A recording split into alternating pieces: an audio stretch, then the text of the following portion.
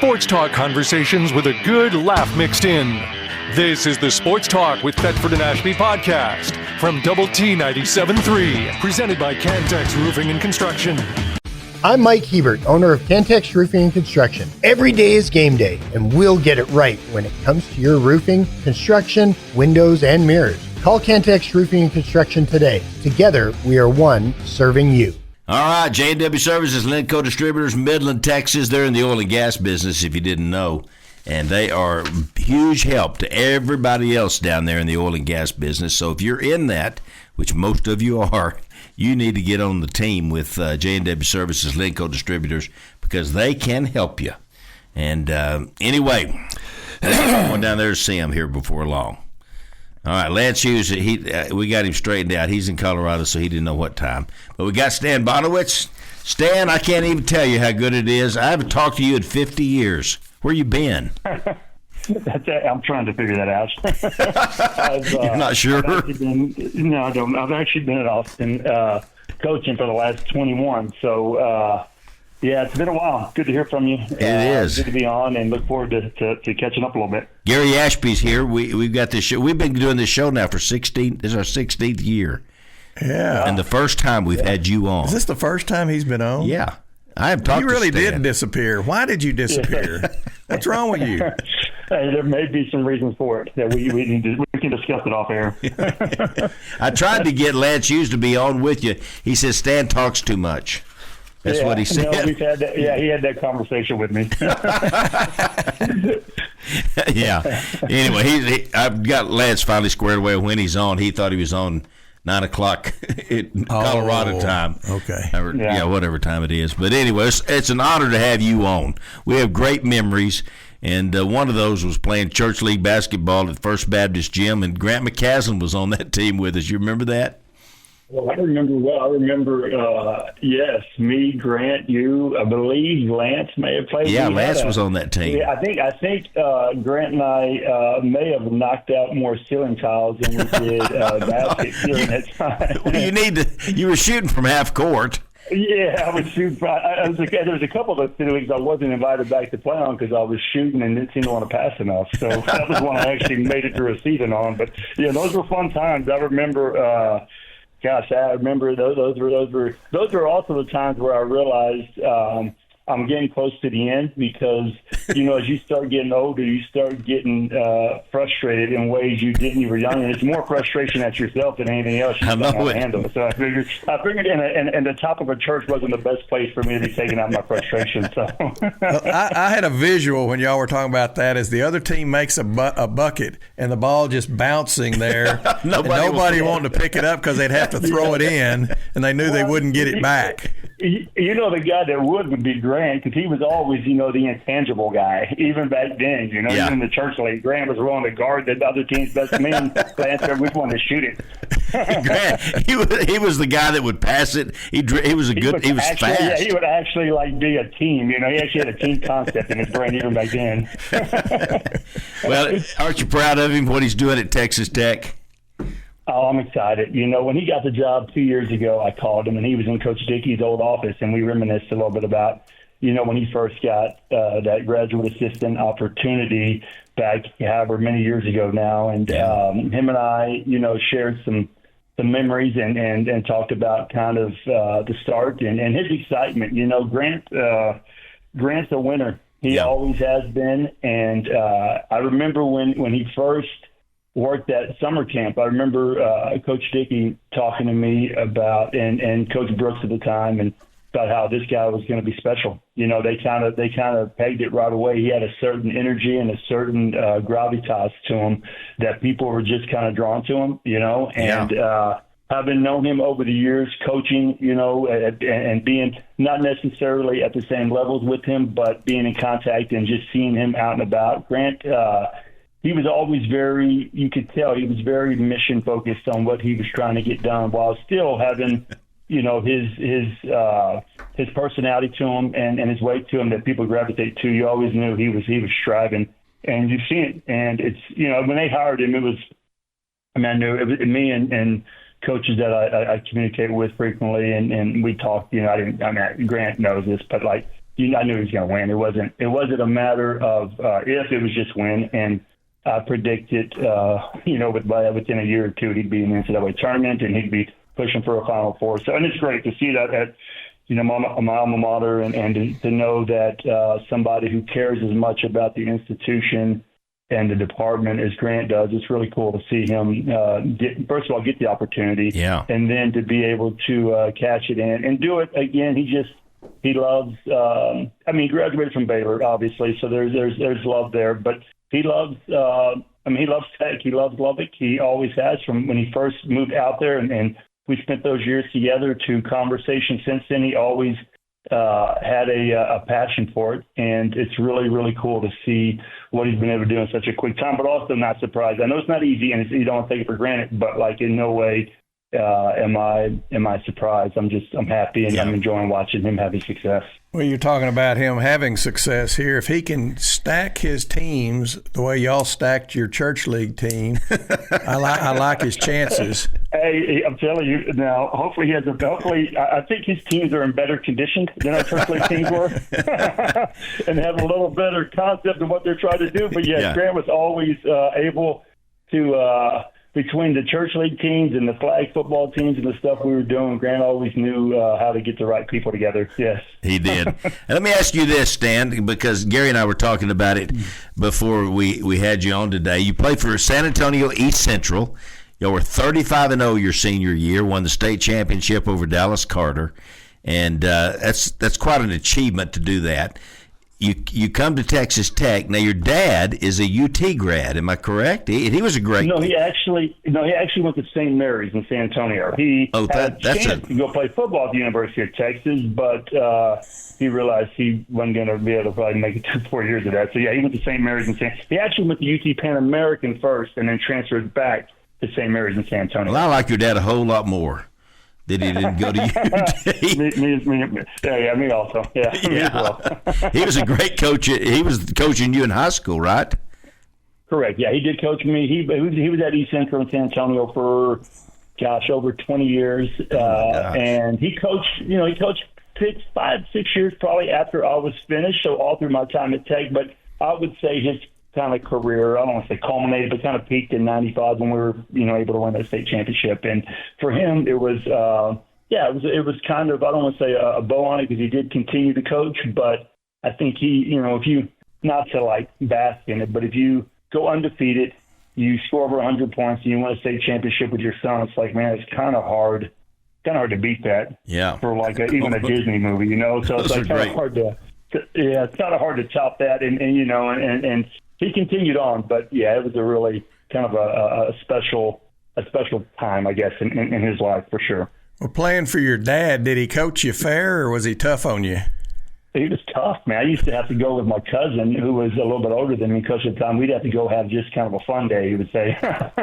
We'd go have, just go shoot some crazy shots just to get me to relax a little bit, because my dad was, as you know, my dad, he's, he's kind of not now as much, but kind of a bigger, intimidating guy. He doesn't say a lot, but says a lot by just looking at you. And I knew that looked pretty well. So, no, I wasn't skirting by, that's for sure. Hey, Stan, we were talking earlier, too, about Texas Tech and three-point shots. You'd love this team to play on this team. My God. You'd have the green light. Yeah. Oh, Grant I was watching the game the other night, and they were putting it up. I was looking at their stats on the season. I thought, when you get caught in our season, it's hard. I keep up and I watch, but it's hard to really know what the team is doing. And so, besides record and watching, but when you actually start looking and diving a little bit deeper, clearly it's a strength and it's an area they rely on. And again, Grant's ability to adapt to personnel and to the times speaks to it in the fact that they shoot it with confidence, and it's definitely a weapon for them, no doubt. It would have been fun, yeah. Yeah, it would have been. Hey, Lance and I both, I think, would have enjoyed being in the backcourt. I don't know if we would have wanted to defend as hard as Grant wants his guys to defend, but we would have enjoyed the offensive side. Well, the other night did have a little bit of church league look and feel to it. Hey, they were putting it up now. They were crossing it, and they were doing it all pick and rolls, all pin downs. They were doing everywhere they could, and kind of what the game called for. The way they were digging in on top of it, and the way they were kind of really, really trying to protect the paint. it was kind of what they had. I'm sure Graham would have liked a little more paint touches, but it also kind of what the defense was giving them. All right, now I don't think Lance is on with us right now. I don't know if he knows it or not. Do you know it, Lance? Lance, what are you eating? But he's zoomed in, if you can believe that. Stanley, you're still there, aren't you? You can tell I'm still in the 90s. Yeah, I don't know what that beep in there. I'm going to tell him he's on. And tell Nancy hi there in the background. I don't think. Here's the problem with Zooming and you being on the phone is that y'all can't hear each other. And so we. Yeah. I messed that up. Can we hear? Can they hear each other if they're? I don't know, but I think the Zoom right now is on the fritz. Oh, the Zoom's on the fritz. Yes, so we have some audio technical difficulties, and we might have Lance call here at the top of the hour. Lance is eating breakfast. Old school is the best school. Lance, nod your head if you can hear us. I don't think he can. Okay, Lance can hear us. You can hear us. Now speak, and let's see if we can hear you. We can't hear you chewing. No. Like, I can't bring his audio in. We can't bring his audio in, so don't speak. Well, at least he can listen to Stan, then we'll talk to Lance in a little while. Lance said I talk too much, so this is kind of coming back on him. He's got to sit there and listen to me for another 5 or 6 minutes. I know it. Make him listen. You're still coaching, right? Correct. Yeah, I'm at Concordia. I've been here in Austin for 21 years. I just wrapped up. So, oh my gosh. Yeah, I've been down here for a while now. Yeah, it's been fun. Yeah. Have you been back to Tech since you left? We came back. We came back when Tubby Smith was there. Coach Smith brought us back to play an exhibition game, and that was fun. And then, me and my wife drove through. We went up to Breckenridge maybe 6 years ago, and on the way back, we kind of passed through after stopping in Amarillo. We came through and saw it, and it was amazing. No, to see. I haven't had a chance to come back. Jason Stout coached the summer team that came back a couple years ago. Whatever the tournament was that was going on, that they put the old timers he brought them back and played a couple of summers back, and he coached that team, and he asked me to come out, but I couldn't because of schedule conflicts. So I haven't had a chance to see the Womble or to see the additions that have been made. But looking at it from afar, what they've done with the athletic department facilities has been unbelievable, and really, really changed the trajectory, I would think, of the department. Because you played in the Coliseum. Correct. I played. Yeah, my last year. Ironically enough, or however you want to phrase it, was the last year of the Coliseum. So it was kind of cool. Oh, wow. It's one of the things where it's like I was a part of a lot of moments. I was on the team that played in the last Southwest Conference tournament. We won it my freshman year, and then I was a part of the inaugural Big 12, and then I was on the team that played the last game in the Coliseum. So I don't know what all that means besides I was around for a lot, I guess. Stan's gone. Let's update. We got rid of Bonewitz. Let's update. Yeah, exactly. I remember thinking, we went to the ribbon cutting, and I remember Coach Dickey thinking we were maybe going to have it, and I missed it by a year. And it's crazy. That's the year Grant came, and they opened it that year with Indiana, and Bobby Knight came and played that first game in front of about 15,000. It's just crazy how all that works. And then however many years later, here came Coach Knight, and then however many years later, here comes Grant. It's just a weird cycle. Did y'all practice in the men's gym? Oh gosh, yeah. Oh, you're in tractor pulls. Yes, we practiced between the ATC, between the men. The ATC was then. Yeah. Oh, yeah. You used to have that door you'd go through and it'd vacuum you through. I know. It'd suck you in. You remember that? That can't be good for you. We would have that, and we'd be practicing, and the track team would be running above us, and you'd have football guys, you had all kinds of stuff going on. Baseball, that little hitting cage over there for baseball. I remember Coach Dickey and the track coach having a couple discussions about trying to separate space in there. It was those were great times. No, it was fun, and at the time, it's what you knew, and to see what these guys have now is great. It's cool to see the progression and to see the department growing the way it's grown. It's been fun to see. Well, the ATM or whatever it was called was cutting edge back then. It wasn't exactly. The fact that you could have like an indoor turf and a basketball court, it was like, oh my gosh, and then a track above and a weight room. We were like, yes, we were living in the 2000s. We thought, Oh, it was something else. It really was, but no, it was. Hey, who are some of the guys that you played with? Take us down memory lane here. Oh, gosh. I played with some really good players, especially early on. I played with Tony Petit, Darvin Ham, Jason Sasser, Janae Coop. I mean, you name it, Rayford Young. There were some guys. Yeah, my freshman year was the year we went to the Sweet 16 and got beat by Georgetown. Yeah. We beat Carolina when Darvin, broke the backboard, all that stuff. And then my sophomore year was the first year of the Big 12, and we were really good. We had the NCAA stuff happen. We had the academic ineligibility, and we had to forfeit all those games, and so we would have been probably maybe a 7 seed. So we were good, but we got pulled out because we had to forfeit all those games. And then Coach Dickey, we never could really.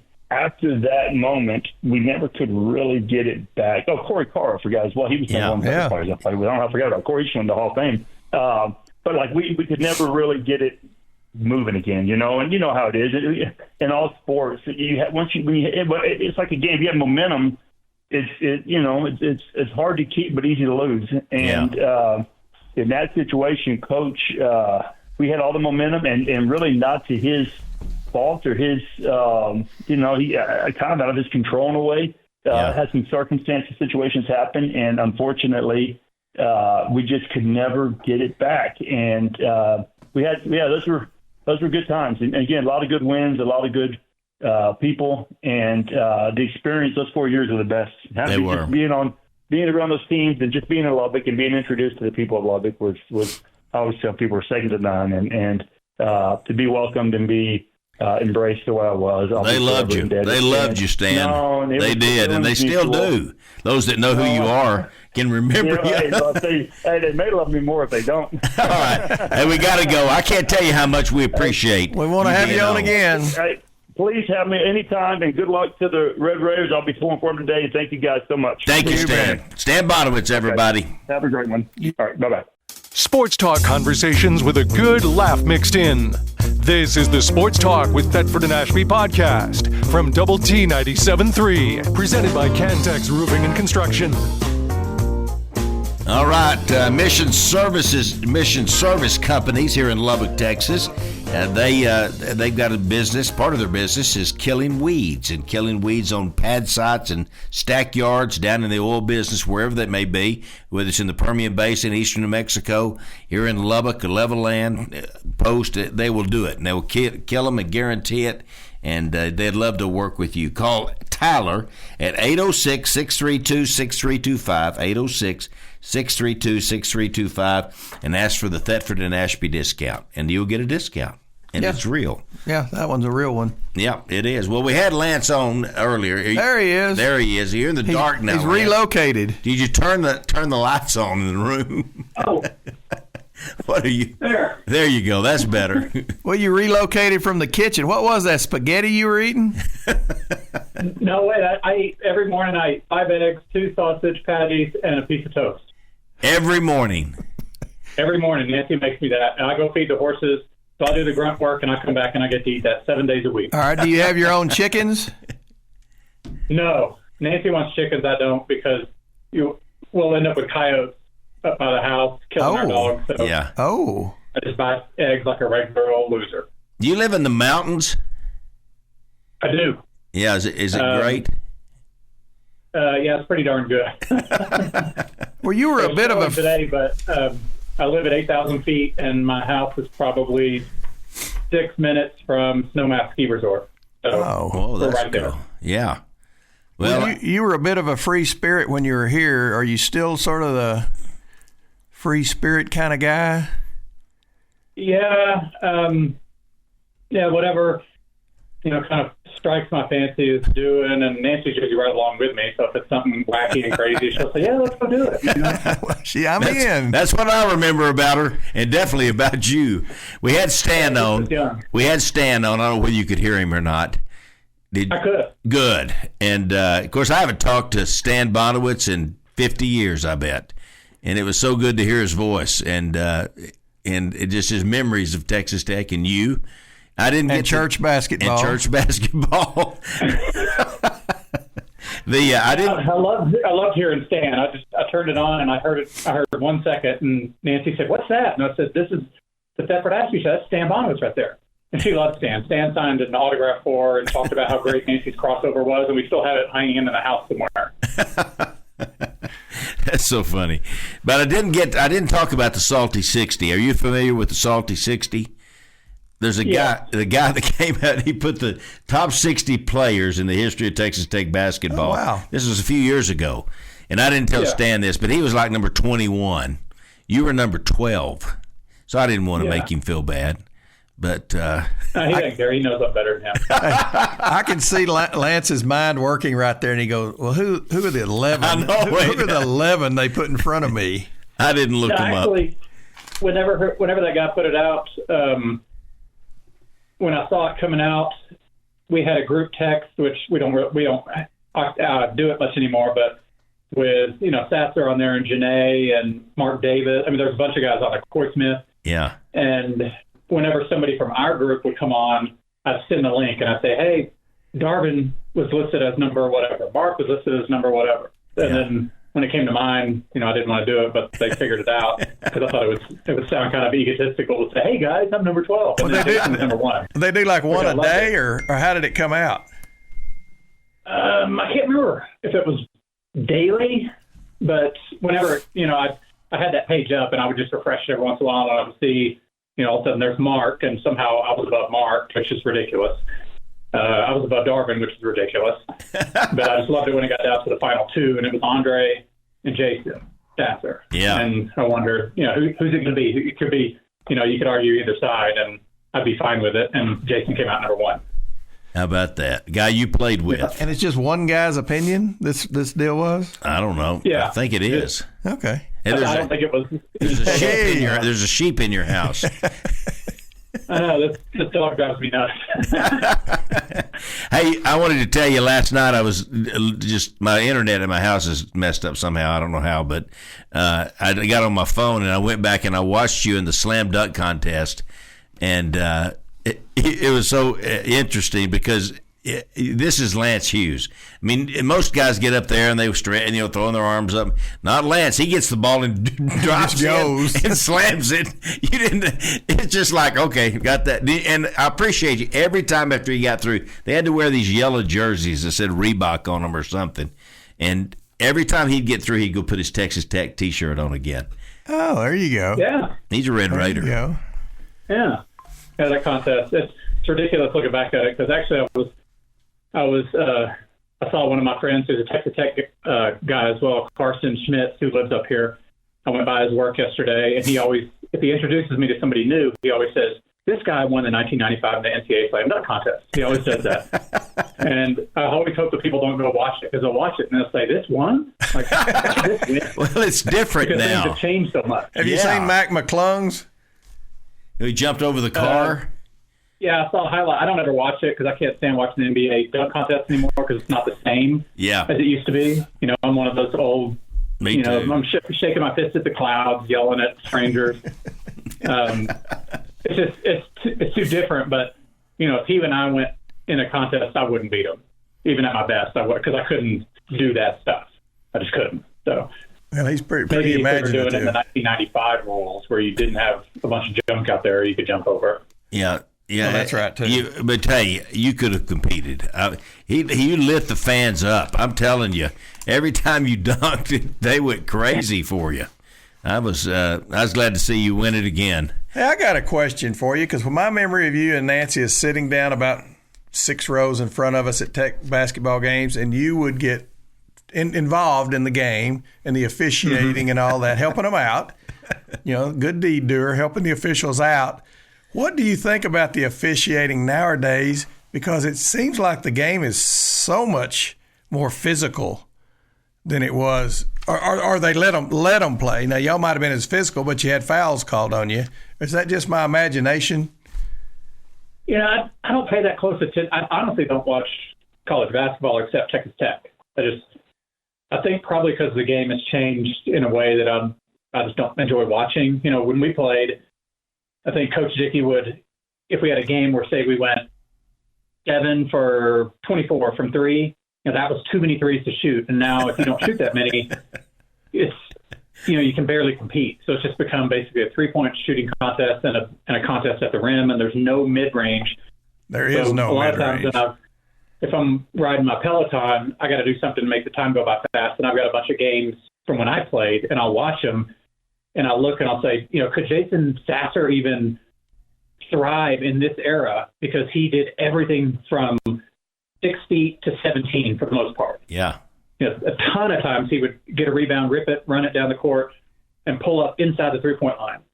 And I mean, obviously he would have developed those skills, but I just loved watching. I love watching our old games because they're doing things that don't exist now. Mid-range games just does not exist, and I don't like watching it as much as I used to. Yeah, I agree with you. It's funny you say that because I was watching it over at my son's house, Tanner. We're watching, and Tanner, he said to me, he goes, Dad, nobody shoots a mid-range shot anymore. And it's just like, nobody hardly. It's like it's. I think we're within a year or two of them moving the 3-point back to the NBA 3-point in college. I think. Honestly, I love it. You can't. The court's 94 by 50, so I wouldn't mind taking the corner 3 out and making the 3-point line start from the sideline to sideline and bump it out to, say, 32 feet. Yeah. What's your dog's name, by the way? Shoot that, you really got to be able to shoot it. Not me have 7'4" guys stepping out shooting threes. Yeah. You're right. Hey, what's your dog's name, Lance? I want to bring it back where, basically where we were shooting from church league. That's the 3-point line, like half court, 30 feet. You shoot it. If you make it, you get 3. Everything else is inside the line. I know. Hey, tell us your dog's name because he's on the show. And this is Whiskey right here. Whiskey? He's looking at you. He's looking like, what are you doing? Oh, that's a great dog. It is. This dog is the best one we've got. We have 4 now, but this is the best one of the 4. Yeah. So y'all live. Tell everybody where you live, so they can come by and see. Yeah, we want everybody to go by. What town? I live in Aspen, Colorado. Yeah. Brush Creek Road in the first house. You're just driving by and you just want to say hi. You swing by. Can't miss me. Well, and both of y'all are selling real estate? Yep. Okay. We do that. Did the cheese business go under? Yeah. Well, I sold it. I sold it to a couple of young brothers out of Minnesota. They bought it from me. Oh, wow. That's cool. So, yeah, I don't do that anymore. We do this full time. When things are good, it's really good. When things are slow, you just keep slogging away like anybody else would when they're working. Yeah. Well, it's you're one of the fan favorites for Texas Tech of all time. I know you probably don't want to admit that, but that's the truth. And you love the Red Raiders. That's what one of the things that I appreciate about you so much is your love for Texas Tech. And I know you love Grant McCaslin because he is absolutely doing a wonderful job. When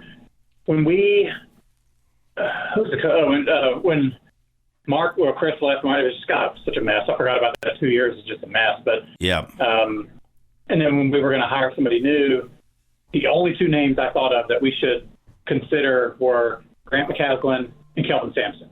Not that we could have gotten Sampson from Houston, but he would have made sense. And actually, when we decided to hire Grant, I sent a message to Stan Bonewitz, and I said, what do you think of Grant? And he said, he'll be successful. He's too good. I think are the exact words. Grant's too good to not be successful at Texas Tech. So basketball things, I defer everything to Stan says it's so, it's so. Stan says it, so it's so. Well, he does have the word of the day so far, gravitas. Yeah. So we were hoping you'd come up with a better word for us than gravitas. Nah, Stan's smarter than me, probably. He's got to stay up on all these fancy words because he's got to impress all these 18-year-old kids where I just have to impress Nancy, which is not very hard. It's not hard to impress Nancy. I got to impress, you said I'm fan favorite, and I wouldn't want to admit it, but of course I would want to admit it. We always hang out at a place here called Woody Creek Tavern, and we're going to go watch the game later today. Yeah. And I got a new buddy there, a 14-year-old kid named Porter Hobson, and he's a big Mahomes fan, big Texas Tech fan. And then when he found out I played at Tech, I think he thought I was 100 times cooler than Mahomes ever could have been. So, so I'm a fan favorite this 14-year-old kid who's never seen me play, and that's good enough for me. Do you ever play anymore? Do you ever shoot? You have a goal where you go out and shoot or anything? I can't play anymore. My back's too bad. I started having a lot of problems, and when I quit, I could finally live a normal life and not wake up with my back just clenched up and I'm down for 3 days. One of my clients, for his closing gift at his house, I put in an awesome basketball goal in his driveway that you can drop the height down. So I got it set at about 8 feet 8. Yeah. So his little kids can shoot on it. And then he's about 6'4", 6'5". He and I can go out there occasionally and dunk on it. And I can still do that at 8 feet 8. At 8 feet 8. Well, yeah, he's an old guy we have a bunch of oil guys. He's one of the guys, he would know John Stellers, those kind of guys. So he's an old guy that bought a house up here and we put a goal up there, and I love throwing it down like 2 times, and then I'm limping back to the house. Oh, man. Well, we had some great memories, and you played on some of the great teams at Texas Tech.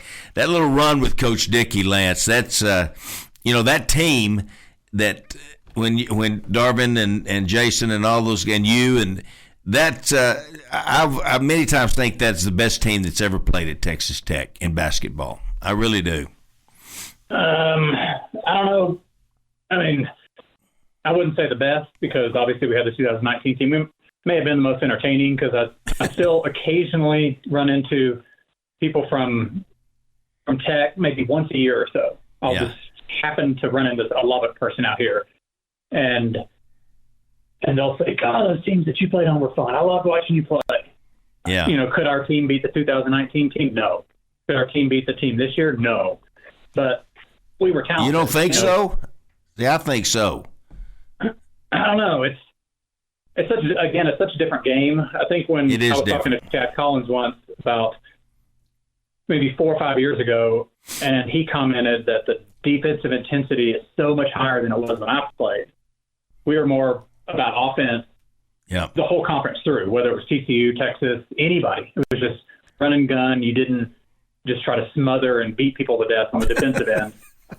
And we weren't in as good a shape because, we don't have all the advantages they have now with the strength team that they've got, the nutrition, all that stuff. We used to eat pizza in the dining hall. They would have pizza and fried chicken and stuff that's out there serving now. Yeah. You need to go in there. Give me more pizza. So I could go in and eat 7 or 8 pizzas. And now they're probably having just this professional meal. Oh, yeah. Scheduled by somebody who makes $300,000 a year. Yeah, I know it. No, it is different. It is. No doubt about it. Are you live in one of the most beautiful places in the world, and you're Zooming, and you chose to have your utility room in the background as opposed to Aspen, Colorado? Well, number one, it's snowing and cold, so I don't really want to sit outside. And this is our workout room. So this is the laundry room. Nancy does her yoga in here. I've got dumbbells, bench press, kettlebells. I got everything, and this is 100 square feet. There you go. This is how I stay in shape. It's right in this room right here. Hey, we always enjoy having you on. We do. And, hey, do you got anything to say to Red Raiders down here right now? About to go out of here. Go kick some butt. Go kick some butt. We'll be 16, and then we'll do another radio show, and it'll be even better because I'll be in a place different than my utility room. Okay. Hey, tell Nancy hey from her old Plainsman buddies. Yeah. Tell Nancy hello. I'll tell her. Lance, you're the greatest, buddy. We appreciate you. I got great memories with you, and we thank you for what you do for Texas Tech and in the time that you played here. You were awesome. Hey, real quickly, my son sells real estate in Steamboat Springs, but he comes to Aspen a lot. I think you two would love each other, so I'm gonna send him by to say hey. First driveway on Brush Creek Road. You can't miss me. Brush Creek Road. All right. Thank you, Lance. All right. Lance Hughes, everybody, one of the all-time greats at Texas Tech. Sports talk conversations with a good laugh mixed in. This is the Sports Talk with Thetford and Ashby podcast from Double T 97.3, presented by Cantex Roofing and Construction. Need to give Stacy and the gang at Golf USA, Mike and Chet and the whole team there a little bit more. They have the hitting area. They can fit you for clubs. I just play whatever. And it makes a huge difference if you get fitted for clubs. Well, I went in this week and saw the boys, and I got my clubs re-gripped. Good. You need to do that every now and then. Yeah, because they can do it like really fast. Somebody. Oh, it's like I said I went down there fast. one day and the guy acted like I was a girl or girly man or something.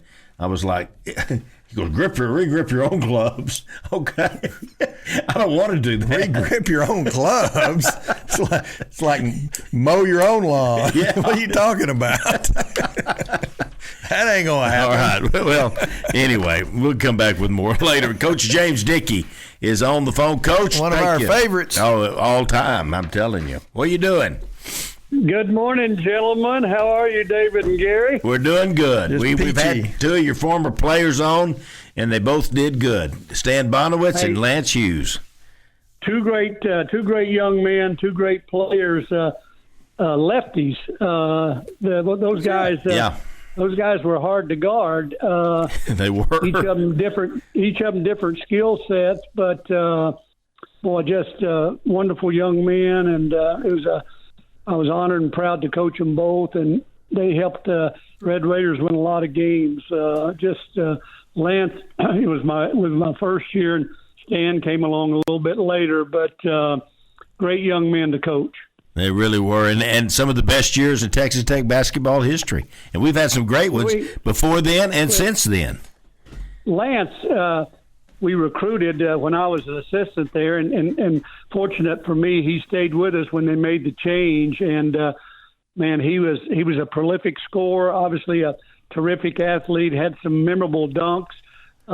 He made big shots, and Lance, one of the top scorers in school history, and Stan was just one of those phenomenal players that was a great passer, could make big shots, hit big free throws, very smart player. He and Rayford were terrific in the backcourt for us later on. So I've been very fortunate to have some great players, and those were two of the best.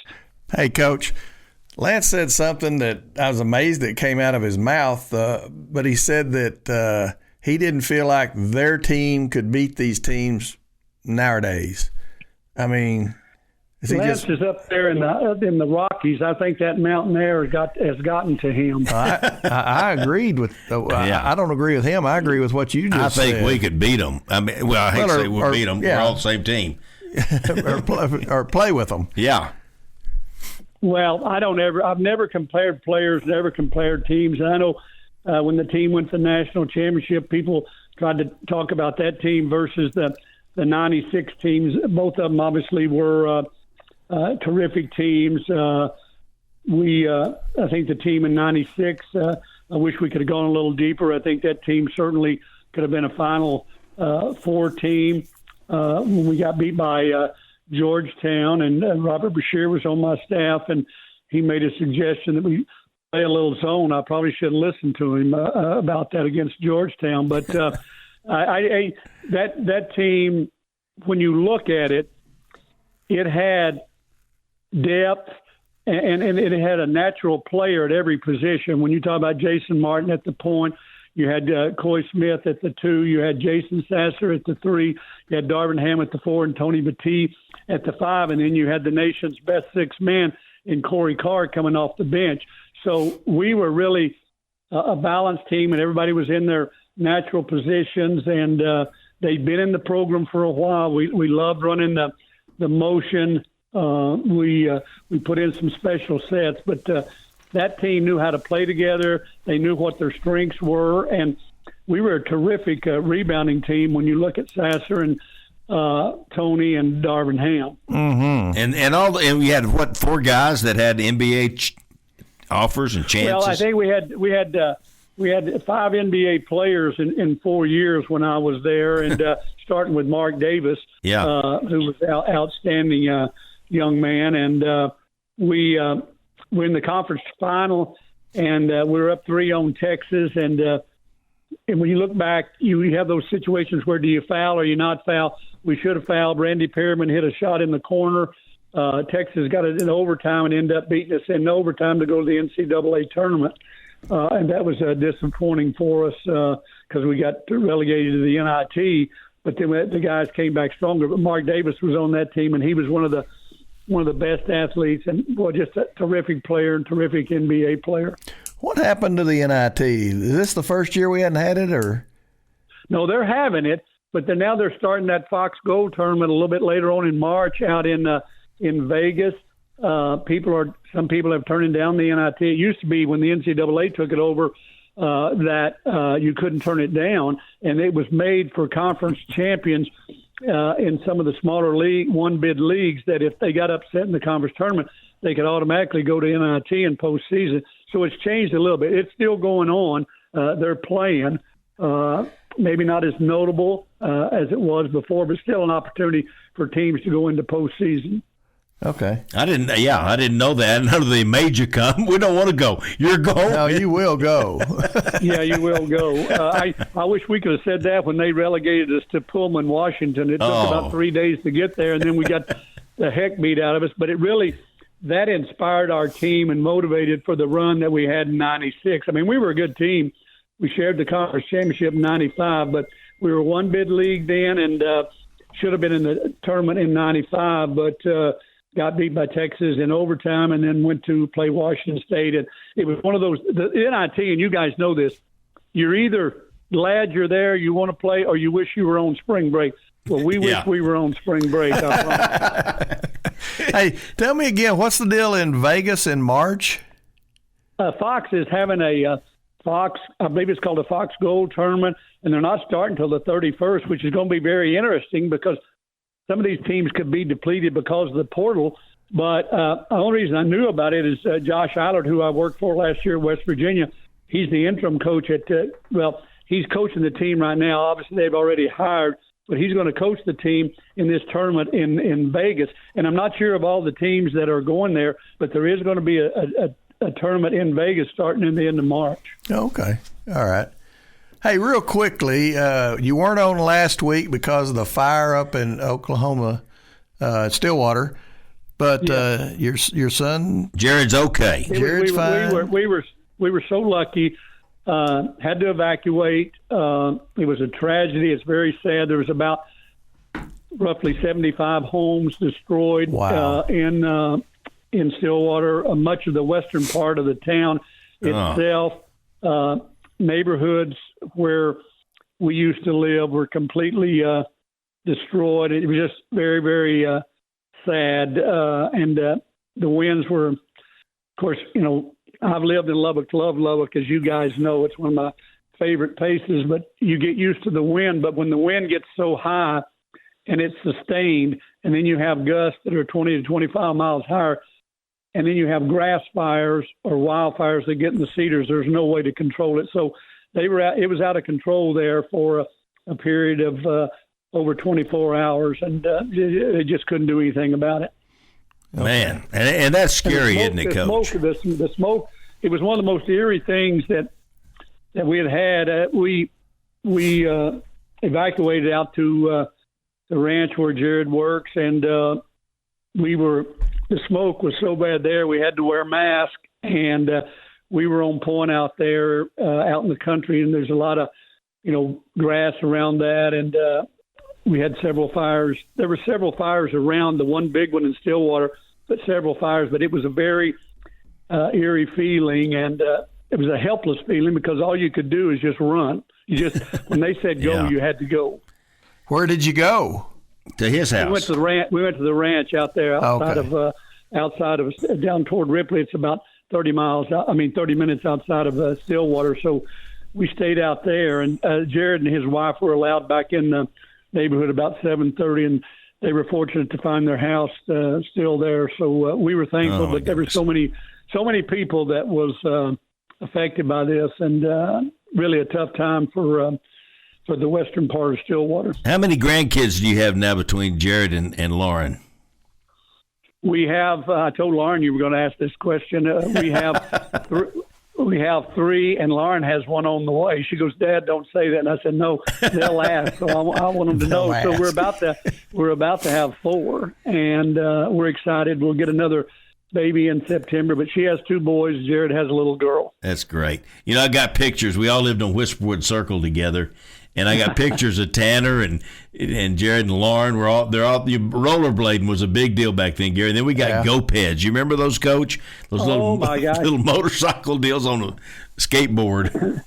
And you guys were talking about golf. You guys were talking about golf during the break. I wasn't a golfer, but one of the things that was great for me when I had a time off was to get out in the neighborhood with the kids, because we love living in Whisperwood Circle. We love that part of town, and obviously we had great neighbors like you all, and the Mannings as well, and the Griffins. So we were blessed to have a great time there, and the kids had, and it was a safe part. The kids could run in and out and do what they wanted to. Was Larry Hayes in the neighborhood then?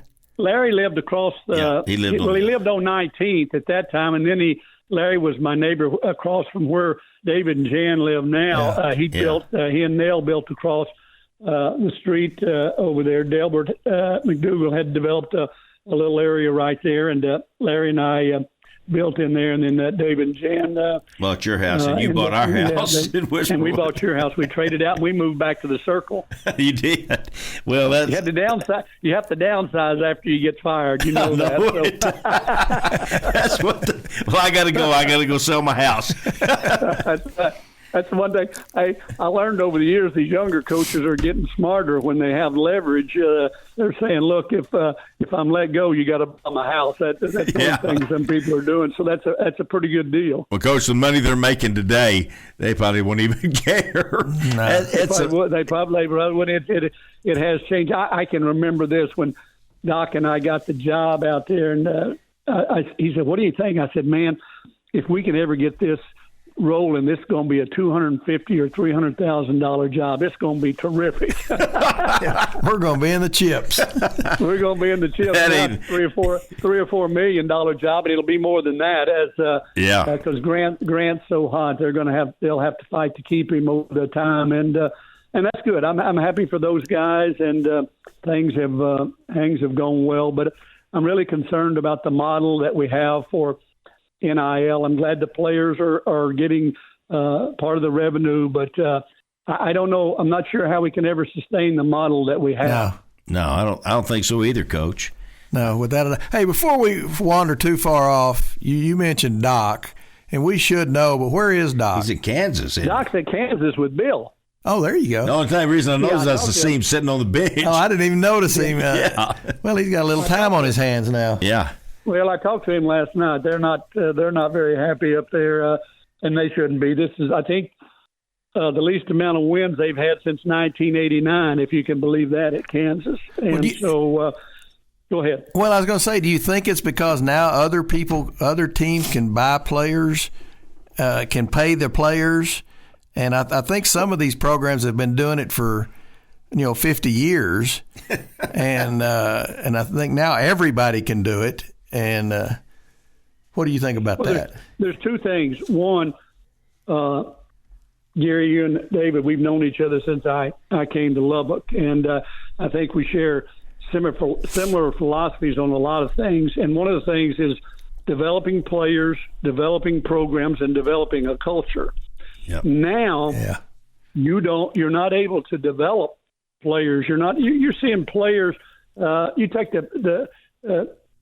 some of the players at Memphis. This is their fourth school, and that's not the only. It's not the only school. This is their fourth school in 4 years. So fans don't get attached. Players don't understand the culture. They go to where they can get the next best NIL deal, and maybe that's the right thing for them to do. But I think it's very hard to develop culture, to understand what is the Kansas way, what is the Jayhawk way, what is the Red Raider way, how do we do things. That's very hard when you have people that come in, and in the portal anymore, you don't have a long time to evaluate players.